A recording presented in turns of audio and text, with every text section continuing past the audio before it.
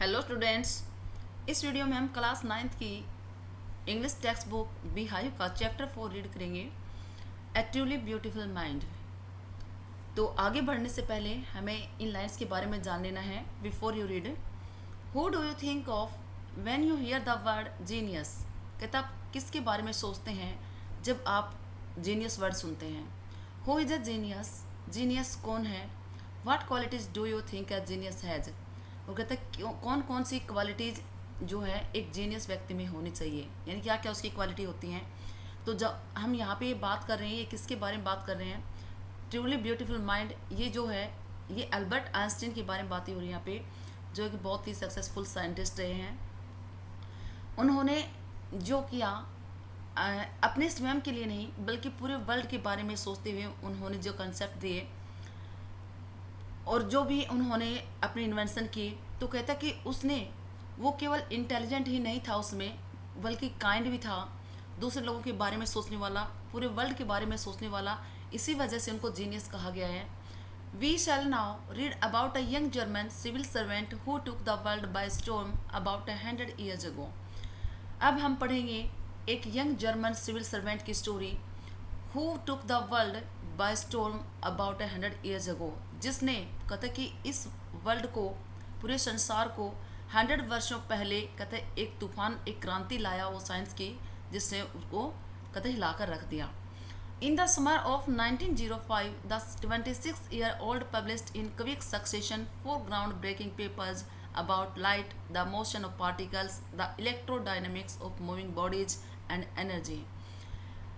In summer of 1905, यानी जो summer के वक्त यानी ग्रीष्म ऋतु का टाइम था 1905 ईयर्स में, और जब जो आइंस्टाइन है वो 20 ईयर्स के थे, तो उन्होंने पब्लिश किया था एक क्विक सक्सेशन यानी 4 पेपर्स जो उन्होंने इन्वेंट किए थे, उन्होंने थ्योरी दी थी।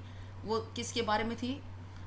अबाउट लाइट, लाइट के बारे में, मोशन ऑफ पार्टिकल्स के बारे में, third electrodynamics of moving bodies, और फोर्थ थी वो एनर्जी के बारे में। ये उन्होंने 4 जो थ्योरीज दी थी अपने इन 4 पेपर्स में। His work took up only a few pages in scientific journals but changed forever our understanding of space time and the entire cosmos and transformed the name Einstein into a synonym of genius. His work took up only a few pages, यानी उसने जो काम किया केवल उसमें कुछ ही page लगे। Scientific journals, यानी साइंटिफिक जर्नल जिसके अंदर इनकी जो इन्वेंशंस वगैरह जो लिखे जाते हैं, दिए जाते हैं। But change for our understanding of space, लेकिन इसने कहते उसमें कुछ ही पेजेस यूज हुए थे, लेकिन इसने हमेशा के लिए हमारी जो समझ थी स्पेस टाइम और एंटायर कॉस्मोस यानी पूरे ब्रह्मांड के प्रति, कहते उसको इसने चेंज करके रख दिया हमेशा हमेशा के लिए। एंड ट्रांसफॉर्म द नन name Einstein into a synonym of genius, और कहता है इसने बदल दिया जो किसका, आइंस्टाइन जो नाम था उसका सिनोनिम जीनियस जो है वो कर दिया। यानी अगर हम इसको समझें तो जीनियस है, जीनियस का अगर सिनोनिम अगर हम देखें तो आइंस्टाइन ही बताया जाएगा, क्योंकि आइंस्टाइन के अंदर इतनी क्वालिटीज थी, इतनी प्रतिभा थी कि उसको जीनियस ही कहा गया। 50 years after his death Albert Einstein times genius still reigns, कहता उसकी डेथ के 50 ईयर्स के बाद भी अल्बर्ट आइंस्टाइन है कहते अभी भी वो शासन करते हैं पूरे वर्ल्ड के ऊपर। Albert Einstein was born on 14 March 1879 in the German city of Ulm without any indication that he was destined for greatness. Albert Einstein जो है उनका जो बर्थ हुआ था वो 14 मार्च 1879 को जर्मन सिटी थी एक विदाउट एनी इंडिकेशन, कहता उस वक्त कोई इंडिकेशन हमें नहीं मिला था कि जो वो है वो इतनी महानता के लिए इतना बड़ा भाग्य लेकर पैदा हुए थे। ऑन द कंट्रेरी, कहता इसके अगर अपोजिट हम देखें, his mother thought Albert was a freak, तो उसकी जो मदर है वो सोचती थी, फ्रीक यानी फ्रीक मीनिंग होता है a word use disapprovingly to talk about a person who is unusual and doesn't behave look और थिंक लाइक अदर्स, यानी जो दूसरे लोगों की तरह बिहेव नहीं करता है, जो बिल्कुल अब नॉर्मल था, ऐसा उसकी मदर ने सोचा। टू हर, और उसके लिए, his head seemed much too large, यानी उसकी मदर को उसका जो सिर था वो बहुत बड़ा लगता था। At the age of 2.5 Einstein still was not talking, कहता है जब तक आइंस्टाइन जो है 2.5 ईयर्स का हो गया था, यानी 2.5 साल का हो गया था, तब तक उसने बोलना स्टार्ट नहीं किया था। When he finally did learn to speak, he uttered everything twice. और जब उसने आखिर में बोलना स्टार्ट किया तो कहता है हर वर्ड को 2 बार बोलता था। Einstein did not know what to do with other children and his playmates called him brother boring. Einstein है वो नहीं जानता था कि वो क्या करे, दूसरे बच्चों के साथ किस तरीके से बातें करे, कैसे खेले, क्योंकि उसके जो प्लेमेट्स, उसके साथ खेलने वाले जो उसके साथी थे, वो उसे ब्रदर बोरिंग यानी बोरिंग ब्रदर कहकर बोलते थे, क्योंकि वो हर वर्ड को 2 बार जो है यूज करता था। So the youngster played by himself, इसलिए कहता है मच ऑफ द टाइम, ये जो यंगस्टर था कम एज का, कहता है ये स्वयं ही उस अकेला ही काफ़ी टाइम तक खेलता रहता था। देखिए यहाँ पे एक जो बॉक्स है, बॉक्स में कुछ गिवन है हमें, जो अल्बर्ट आइंस्टाइन के बारे में लिखा है ऑटो न्यूबॉर्न ने। Otto Neugebauer, the historian of ancient mathematics, told a story about the boy Einstein that he characterizes as a legend, but that seems fairly authentic. Otto Neugebauer जो है वो historian of ancient mathematics, यानी जो ancient mathematics था उसके इतिहासकार रहे हैं, और उन्होंने इस लड़के आइंस्टाइन के बारे में एक स्टोरी बताई जब वो छोटे थे, तो उसके बारे में बताया और उसकी कुछ विशेषता बताई एज अ लीजेंड, एक लीजेंड के रूप में, एक पुरानी कथा के रूप में, but that seems fairly authentic, लेकिन कहता उसमें से कुछ हैं जो पूरी तरह से ऑथेंटिक यानी सही साबित होती हैं। As he was a late talker his parents were worried, क्योंकि वह एक लेट टॉकर यानी देर काफ़ी टाइम लेकर बोलने वाला था या काफ़ी टाइम बोला था, बात बोला था, तो उसके पेरेंट्स हैं उसके बारे में बहुत वरिड थे, चिंतित थे। एट लास्ट, और आखिर में, at the supper table one night he broke his silence to say the soup is too hot, और कहते हैं एक बार सपर यानी डिनर टेबल पे सभी रात के समय बैठे हुए थे, तो उसने अचानक से अपनी चुप्पी को तोड़ा और कहा सूप इज़ टू हॉट, ये जो सूप है ये बहुत गर्म है। Greatly relieved his parents asked why he had never said a word before, और कहते ग्रेटली रिलीव्ड, एक बहुत बड़ी राहत के साथ उनके पेरेंट्स ने उससे पूछा कि तुमने इससे पहले कभी भी कुछ क्यों नहीं बोला। अल्बर्ट रिप्लाइड, तो अल्बर्ट ने जवाब दिया because up to now everything was in order, यानी जो हर चीज़ अब तक चल रही थी वो प्रॉपर तरीके से चल रही थी, बिल्कुल सही थी, इसलिए मैंने कुछ नहीं बोला, बोलने की आवश्यकता ही नहीं पड़ी। ही स्पेशली लव्ड मैकेनिकल टॉयज, फिर क्या कहते हैं वो अधिकतम टाइम जो अपने साथ अकेला ही खेलता रहता था, अदर जो उसके साथ उसके प्लेमेट्स थे वो समझते थे कि वो बोरिंग पर्सन है। तो अब क्या कहता है कि जब ही स्पेशली लव्ड मैकेनिकल टॉयज, कि वो स्पेशल रूप से जो है जो मैकेनिकल जो टॉयज होते थे उनको पसंद करता था, यानी जो मशीनरी टाइप के जो टॉयज थे। Looking at his new born sister Maja he is said to have said fine but where are her wheels, यानी जब उसने अपनी जो उसकी बहन माजा जो अभी अभी जन्म हुआ था जिसका, उसे देखकर उसने कहा फाइन, कहता सब ठीक है लेकिन उसके व्हील्स कहाँ हैं, वो व्हील्स की बातें यहाँ क्यों कर रहा है, क्योंकि वह हमेशा किससे मैकेनिकल टॉयज से खेलता रहता है जिसके व्हील्स होते हैं, तो इसलिए वो उनके उसके सिस्टर के जो पैर हैं उसको वो व्हील्स यहाँ पे बोल रहा है कि उसके पैर हैं वो कहाँ हैं, क्योंकि उसके जो पैर हैं वो कपड़े के अंदर रैप थे, लिपटे हुए थे, तो उसे दिखाई नहीं दिए, तो उसने पूछा कि उसके जो पैर हैं वो सिस्टर के वो कहाँ हैं। A headmaster once told his father that what Einstein chose as a profession would not matter because he will never make a success at anything. एक हेडमास्टर ने एक बार उसके फादर को बताया था कि आइंस्टाइन जो भी प्रोफेशन चूज करे वो कोई मैटर नहीं करता है, क्योंकि वह कभी भी किसी चीज़ में सक्सेस नहीं होगा।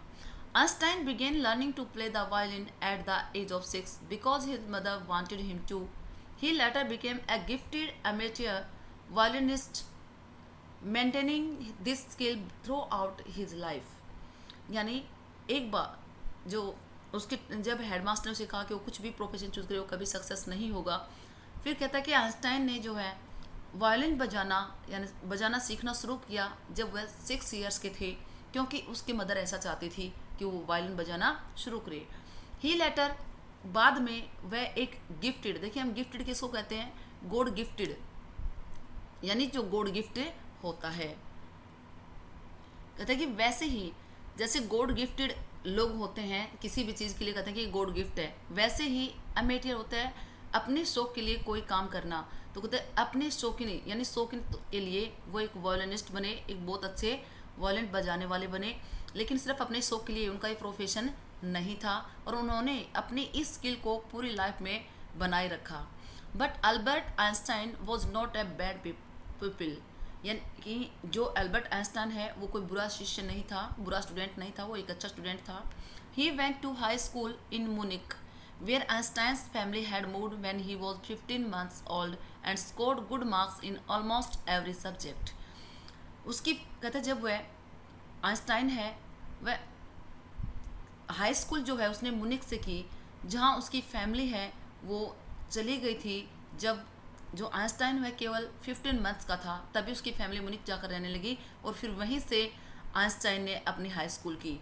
And scored good marks in almost every subject, और लगभग हर सब्जेक्ट में उसने बहुत अच्छा स्कोर बनाया। Einstein hated the school's regimentation and often clashed with his teachers. Regimentation order और discipline taken to an extreme, यानी जहाँ पे बहुत ज़्यादा स्ट्रिक्ट रूल रेगुलेशन हो, कहते हैं उस चीज़ से, स्कूल के उन रूल रेगुलेशन से आइंस्टाइन है वो नफरत करता था। एंड ऑफन क्लैश्ड, और कहते हैं अक्सर वह टीचर्स के साथ उनसे किसी भी बात से सहमत नहीं होता था। क्लैश्ड मतलब असहमत रहता था या सहमत नहीं होता था अक्सर।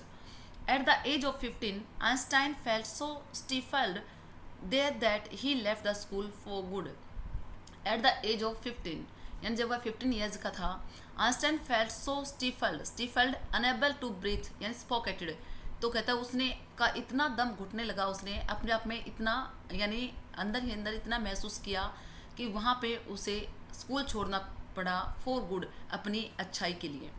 The previous years Albert's parents had move to Milan and there left their son with relatives. कहते हैं प्रीवियस ईयर जब उसने स्कूल छोड़ा उससे पहले वाले ईयर्स ही अल्बर्ट के जो पेरेंट्स थे वो मिलान जा चुके थे और अल्बर्ट को अपने रिलेटिव्स के यहाँ छोड़ दिए थे।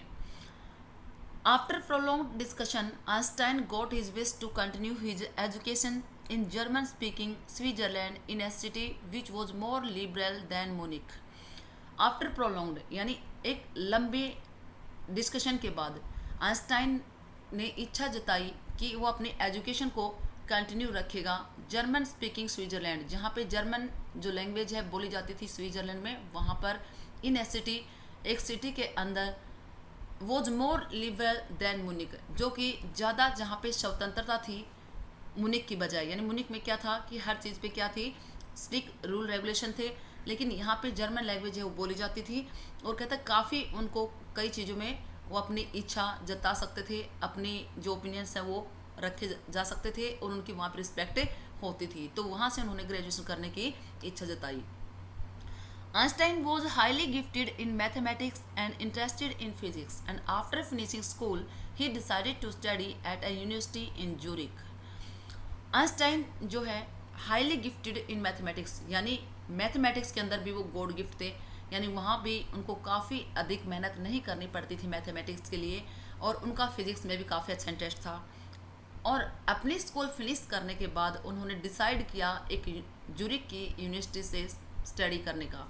But science was not the only thing that appeal to the dashing young man with the walrus moustache. लेकिन साइंस है केवल साइंस ही नहीं था that appealed to the dashing young man, जो कहता है कि उसे खुश कर सकता था उस यंग यानी डैशिंग यंग मैन यानी बहुत ही ब्यूटीफुल हैंडसम लगने वाले उस आइंस्टाइन को विद द जिसकी जो वॉलरस माउसटेक, जिसकी जो माउसटेक थी मूछें थी, यानी वो बहुत ही अच्छी तरीके से उसके फेस पे जो फैली हुई थी, कहता उनके साथ उसकी एक अच्छी पर्सनैलिटी थी और कहता उस वो जरूरी नहीं था कि खाली एक साइंस के अंदर ही वो रहे उसी में काम करे।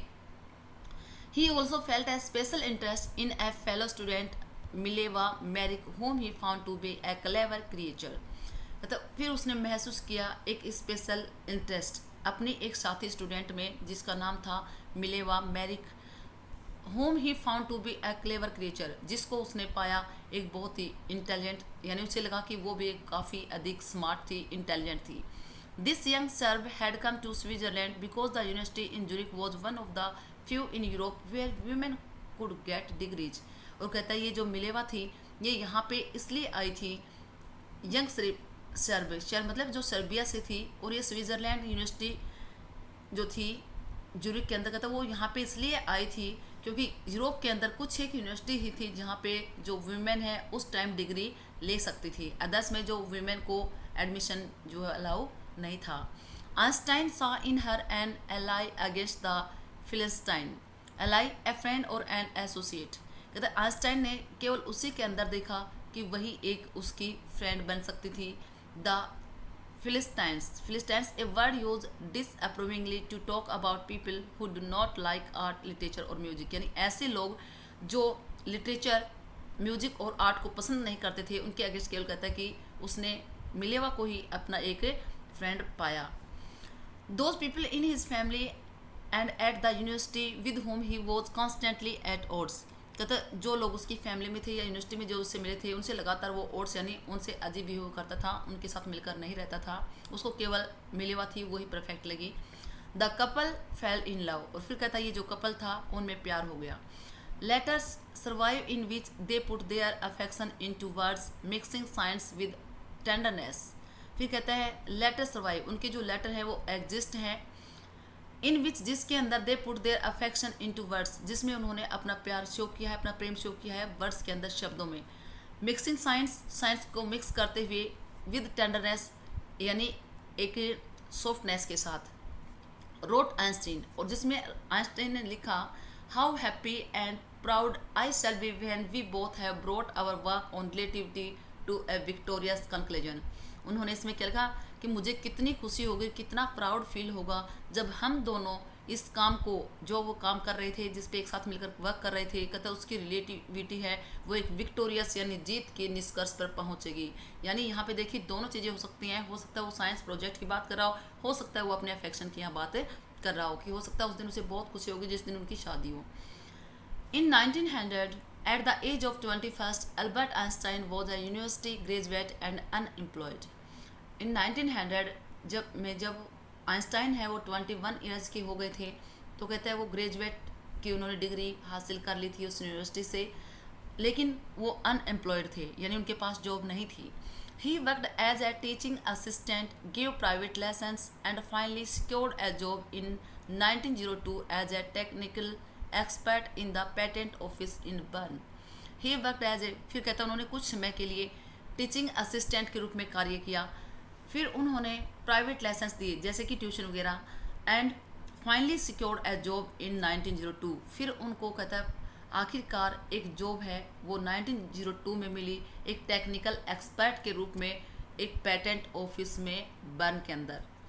While he was supposed to be assessing other people's inventions, Einstein was actually developing his own ideas in secret. जब he was supposed to be assessing other people's inventions, जब कहता वो काम कर रहे थे दूसरे लोगों के इन्वेंशंस के ऊपर, आविष्कारों के ऊपर, तो कहता आइंस्टाइन ने एक्चुअल में अपने जो आइडियाज़ थे उनको भी गुप्त रूप से डेवलप किया। He is said to have jokingly called his desk drawer at work the Bureau of Theoretical Physics. He is said to, और कहता उन्होंने कहा है जोकिंगली, एक मजाक करते हुए, अपनी डेस्क को, उस ड्रॉर को जिस पे वो काम करते थे, उन्होंने ये नाम दिया अपने उस ड्रॉर को bureau of theoretical physics. One of the famous paper of 1905 was Einstein's special theory of relativity, according to which time and distance are not absolute. One of the famous papers, उनके जो कहता कि कुछ famous papers थे 1905 में, was Einstein's special theory of relativity, और उनमें से एक थी जो उसकी स्पेशल थ्योरी ऑफ रिलेटिविटी थी, अकॉर्डिंग टू विच टाइम, और कहता उस समय के अकॉर्डिंग और डिस्टेंस के अकॉर्डिंग कहता आर नॉट एब्सोल्यूट, यानी एक समय पे वो काम नहीं करते हैं। Absolute means measure in itself, यानी एक समय पे एक चीज़ को मापा जाता है, न कि दोनों चीज़ों को एक साथ रखकर एक साथ मापा जा सकता है। Indeed, two perfectly accurate clocks will not continue to show the same time if they come together again after a journey, if one of them has been moving very fast relative to the other. देखिए यहाँ पे इन्होंने कहता वास्तव में to perfectly accurate clocks, दो clocks हैं जो बिल्कुल सही चलती हैं, प्रॉपरली काम करती हैं, will not continue show that same time, कहता है वो इससे चलती हैं, बट दोनों सेम टाइम पे उनको स्टार्ट किया गया, लेकिन सेम टाइम वो नहीं दिखाएंगी, क्योंकि if they come together again after journey, यदि वो एक साथ दोबारा से अपनी जर्नी कंप्लीट करके एक साथ में उस पर पहुँचती हैं, if one of them has been moving very fast, यदि उनमें से एक जो है बहुत तेज चल रही होती है और जो दूसरी है वो धीरे चल रही होती है, तो वो एक साथ अपने उस टाइम को शो नहीं कर सकती, क्योंकि उनका एक का टाइम आगे मिलेगा और एक का पीछे मिलेगा। तो ये उन्होंने एक एग्जाम्पल के थ्रू यहाँ समझाया। From this followed the world's most famous formula which describes the relationship between mass and energy. From this followed, और कहता है फिर इससे आगे उन्होंने वर्ल्ड्स मोस्ट फेमस फॉर्मूला, उन्होंने वर्ल्ड का जो एक फेमस फॉर्मूला है उसको डिस्क्राइब किया है, द रिलेशनशिप, और ये किसका है, मास और एनर्जी के बीच जो रिलेशनशिप है उसका उन्होंने फॉर्मूला दिया, E is equal to mc²।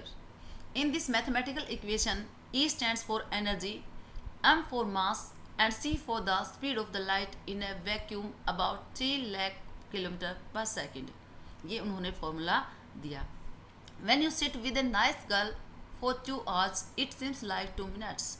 देखिए यहाँ पे उन्होंने फिर से एक एग्जांपल दिया है कि जब तुम बैठते हो एक एक ब्यूटीफुल गर्ल के साथ में 2 घंटे तक, लेकिन आपको क्या लगता है कि आपको सिर्फ बातें करते हुए उसके साथ सिर्फ 2 मिनट हुई हैं। When you sit on a hot stove for 2 minutes, लेकिन अगर आप एक गर्म स्टोव के ऊपर 2 मिनट के लिए भी बैठते हो, it seems like 2 hours, तो ऐसा लगता है कि आपको 2 घंटे हो गए। दैट्स रिलेटिविटी, और यही रिलेटिविटी है। अल्बर्ट आइंस्टाइन ने ये एग्जाम्पल सेकंड दिया है। While Einstein was solving the most difficult problems in physics, his private life was unraveling, starting to fail। जब आइंस्टाइन जो है सोल्व कर रहे थे अब सबसे अधिक डिफ़िकल्ट जो प्रॉब्लम्स थी फिजिक्स के अंदर, उनको कहता है उसकी जो प्राइवेट लाइफ है वो जो है आगे बढ़ने से फेल हो रही थी या शुरू होने से ही फेल हो रही थी। Albert had wanted to marry Mileva right after finishing his studies, but his mother was against it। Albert Einstein जो थे वो शादी करने जाते थे मिलेवा से अपनी स्टडी को फिनिश करते ही, लेकिन उनकी जो मदर थी वो इसके बिल्कुल अगेंस्ट थी, उसके खिलाफ थी। She thought Mileva, who was 3 years older than her son, was too old for him। उसने सोचा कि जो मिलेवा है वो उसके बेटे से 3 साल बड़ी थी और ये उसके लिए काफ़ी बड़ी थी उसकी as. She was also bothered by Mileva's intelligence, और वह उसकी जो मदर थी वो मिलेवा की इंटेलिजेंस से भी काफ़ी अधिक बोदर थी, परेशान थी। She is a book like you। उसने क्या कहा आइंस्टाइन को कि जैसे हिज मदर सेड, उसकी मदर ने कहा कि जैसे तुम एक बुक हो, इंटेलिजेंस की बुक हो, वैसे वो भी तुम्हारी तरह एक बुक है। Einstein put the wedding off, फिर आइंस्टाइन को जो है अपनी शादी को रोकना पड़ा। The pair finally married in January 1903 and had 2 sons. फिर इस पेयर ने आखिरकार जनवरी 1903 में शादी कर ली और उनके 2 बेटे भी थे। But a few years later the marriage faltered होता है became weak, कमज़ोर होना। लेकिन but a few years later, लेकिन कुछ सालों के बाद उनकी जो उनकी जो मैरिज लाइफ थी वो कमज़ोर होना शुरू हो गई, वैसा बॉन्ड उनका नहीं बन सका जैसा होना चाहिए। Mileva meanwhile was losing her intellectual ambition and becoming an unhappy housewife। Mileva है कहते हैं इस थोड़े से समय के अंदर ही उसकी जो इंटेलेक्चुअल एम्बिशन थी, इच्छाएं थी, कहता है वो खोने लगी और वो एक अनहैप्पी हाउस वाइफ बनकर रह गई। After years of constant fighting the couple finally divorced in 1919। फिर कुछ वर्षों के बाद यानी लगातार फाइटिंग करते हुए वो लगातार लड़ते रहे इस कंडीशन के अंदर, फिर इस कपल ने आखिरकार 1919 में डाइवर्स ले लिया। Einstein married his cousin Elsa the same year, और कितना 1919 में ही आइंस्टाइन ने अपनी जो कजन थी एल्सा उसके साथ शादी कर ली। Einstein's new personal chapter coincided with his rise to world fame. कहता है जिस टाइम आइंस्टाइन जो है वर्ल्ड में फेमस हो रहे थे उसी वक्त उनकी पर्सनल लाइफ का जो है नया चैप्टर भी शुरू हो रहा था। In 1915 he had published his general theory of relativity which provided a new interpretation of gravity। 1915 में ही हैड पब्लिश्ड, वह पब्लिश कर चुका था अपनी जनरल थ्योरी जो रिलेटिविटी की थी उसको, which provided a new interpretation of gravity, जिसने एक न्यू इंटरप्रिटेशन दिया ग्रेविटी का। An eclipse of the sun in 1919 brought proof that it was accurate. फिर एक्लिप्स ऑफ द सन यानी सूर्य ग्रहण ने, एक सूर्य ग्रहण जो 1919 में हुआ, कहता उसने प्रूफ दिया इट वॉज एक्यूरेट कि ये बिल्कुल सही था। आइंस्टाइन ने जो थ्योरी दी वो, Einstein had correctly calculated in advance the extent to which the light from fixed stars would be deflected through the sun's gravitational field. क्या कहा कि जो सूर्य की ग्रेविटेशनल फील्ड यानी उसकी जो किरणें होती हैं, उसकी जो हीट होती है, कहते हैं वो स्टार्स को उनके रास्ते से हटा देती है। ये जो है आइंस्टाइन ने पहले ही कैलकुलेशन ठीक से कर लिया था। The newspapers proclaimed his work as a scientific revolution. The newspapers proclaimed, और जो न्यूज़पेपर्स थे प्रोक्लेम्ड, उन्होंने भी घोषणा कर दी थी उसके वर्क की एक साइंटिफिक क्रांति यानी विज्ञान की क्रांति के रूप में। कहते वो न्यूज़पेपर्स हैं वो भी घोषणा कर चुके थे उसके कार्य को कि इससे जो है साइंस के अंदर एक क्रांति आई। Einstein received the Nobel Prize for physics in 1921। Einstein ने नोबेल प्राइज हासिल किया 1921 में फिजिक्स के अंदर। He was showered with honours and invitations from all over the world and lauded by the press. यानी उन पे जो है ऑनर्स, उनको बहुत ज़्यादा सम्मान मिला, इन्विटेशंस मिले पूरे वर्ल्ड से, और जो प्रेस मीडिया थी कहता वहाँ से भी बहुत ज़्यादा उसे यानी तारीफ मिली। When the Nazis came to power in Germany in 1933, Einstein emigrated to the United States. जिस समय जो नाजी का शासन था जर्मनी के अंदर वो बढ़ रहा था हिटलर का 1933 में, तो उस टाइम आइंस्टाइन जो है वो यूएस से शिफ्ट हो गए। 5 years later, और 5 वर्षों के बाद, the discovery of nuclear fusion in Berlin had American physicist in an अप्रोर। फिर कहता है कि 5 वर्षों के बाद the discovery of nuclear fusion. Fusion क्या होता है? फ्यूजन होता है टुकड़ा, यानी जो न्यूक्लियर का फ्यूजन का जो है वो डिस्कवरी हुई बर्लिन के अंदर, had American physicist in an अप्रोर। और कहता है इसके अंदर अमेरिकन जो फिजिसिस्ट थे कहता वो वेरी अपसेट, वो इससे बहुत परेशान थे, दुखी थे। Many of them had fled from fascism just as Einstein had, and now they were afraid the Nazis could build and use an atomic bomb.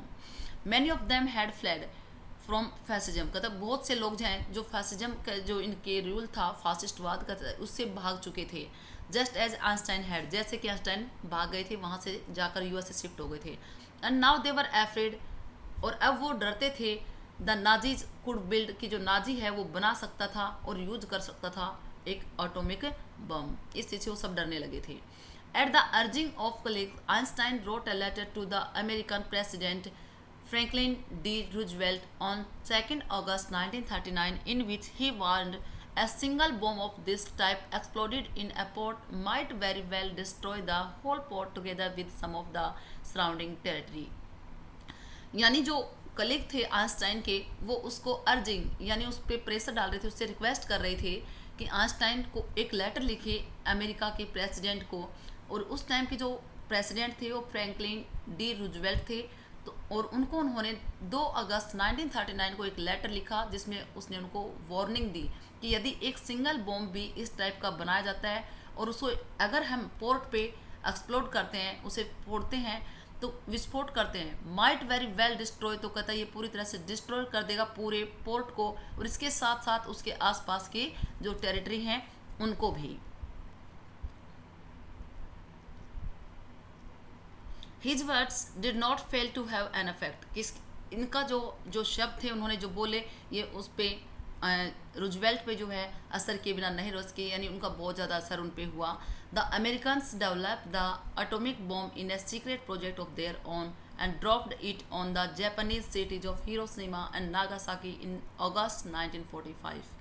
फिर कहता है उन्होंने नहीं बनाया नाजिज ने, बट अमेरिकन जो लोग थे उन्होंने डेवलप कर लिया, बना लिया था एटॉमिक बम खुद का ही सीक्रेट प्रोजेक्ट के अंदर, एंड ड्रॉप्ड इट, और इसे फिर उन्होंने गिराया जापान की जो सिटीज़ थी हिरोशिमा और नागासाकी पे अगस्त 1945 में। Einstein was deeply सेकन by the extent of the distraction. और जो आइंस्टाइन है कहते हैं बहुत ही बुरी तरीके से वो हिल गए थे यानी टूट गए थे by the extent of the distraction, ये जो इतना सारा जो नुकसान हुआ उसकी वजह से। This time he wrote a public missive to the United Nations. इस टाइम उन्होंने फिर मिसिव होता है letter, specially long and official, यानी एक ऑफिशियल लेटर जो है उन्होंने इस बार लिखा यूनाइटेड नेशंस को। In it he propose the formation of a world government. और इसके अंदर उन्होंने प्रपोजल दिया उनको अ वर्ल्ड गवर्नमेंट, यानी पूरे वर्ल्ड की गवर्नमेंट बनाने का। Unlike the letter to Roosevelt this one made no impact. कहते जो लेटर उन्होंने रूजवेल्ट को लिखा था उसकी तरह कहते इसने कोई इम्पैक्ट उस पर नहीं डाला। But over the next decade Einstein got ever more involve in politics. लेकिन कहते हैं आगे आने वाली डिकेड में मतलब आगे वाले 10 ईयर्स में आइंस्टाइन जो है कहते वो काफ़ी अधिक पॉलिटिक्स में शामिल हो गया था। Agitating for an end to the arms build up using his popularity to campaign for peace and democracy.